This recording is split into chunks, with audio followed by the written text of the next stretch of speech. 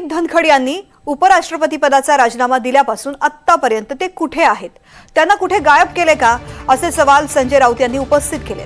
शिवसेना ठाकरे गटाचे खासदार संजय राऊत यांनी केंद्र सरकारवरती निशाणा साधलाय। आपल्याला नको असलेले नेते अशा प्रकारे गायब करण्याची पद्धत रशिया आणि चीनमध्ये आहे, त्याची काही परंपरा या लोकांनी नव्याने सुरू केलेली आहे का, असा सवाल त्यांनी यावेळी उपस्थित केला। जगदीप धनखड हे 21 जुलैपासून बेपत्ता आहेत।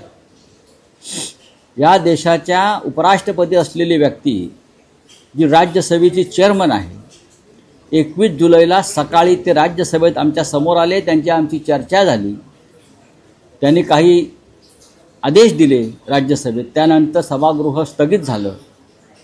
त्यांची प्रकृती उत्तम होती, खणखणीत होती, ते काही काळ चिडले असतील, हास्यविनोद केले असतील, त्याने आमच्याशी संवाद साधला आणि संध्याकाळी 6 नंतर अचानक वृत्तवाहिन्यांवर बातमी झळकली की जगदीप धनखड यांनी प्रकृतीच्या कारणास्तव उपराष्ट्रपती पदाचा राजीनामा दिला। हे अत्यंत आमच्यासाठी धक्कादायक आहे, इथपर्यंत आम्ही सहन करू शकतो, पण जगदीप धनखड यांनी राजीनामा दिल्यापासून 21 जुलैपासून आजपर्यंत या क्षणापर्यंत जगदीप धनखड कुठे आहेत, त्यांच्या प्रकृतीची काय स्थिती आहे, ते काय करतायत, ते कोणाबरोबर आहेत, त्यांचा मुक्काम कुठे आहे, ते बरे आहेत ना, मुळात ते आहेत ना, त्यांना कुठे गायब केलंय का, या शंका आमच्या मनामध्ये देशाच्या लोकशाहीच्या दृष्टीने चिंतेची बाब आहे।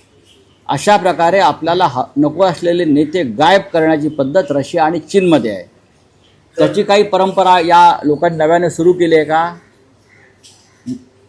उद्धव ठाकरे दिल्लीला आले असताना श्री कपिल सिब्बल हे उद्योजकांना भेटले, तेव्हा आम्ही याच्यावर चर्चा केली। कपिलजी की जगदीप धनखडांचं काय करायचं, कुठे आहेत, तेव्हा आमचं असं ठरतंय की हेबियस कॉर्पस नावाची एक लीगल बॅटर असते की एखादी व्यक्ती जेव्हा सापडत नाही तेव्हा त्याला सुप्रीम कोर्टाच्या हायकोर्टाच्या आदेशानं आम्ही शोधू शकतो। कदाचित आम्ही अशा प्रकारचे पिटिशन करू शकतो।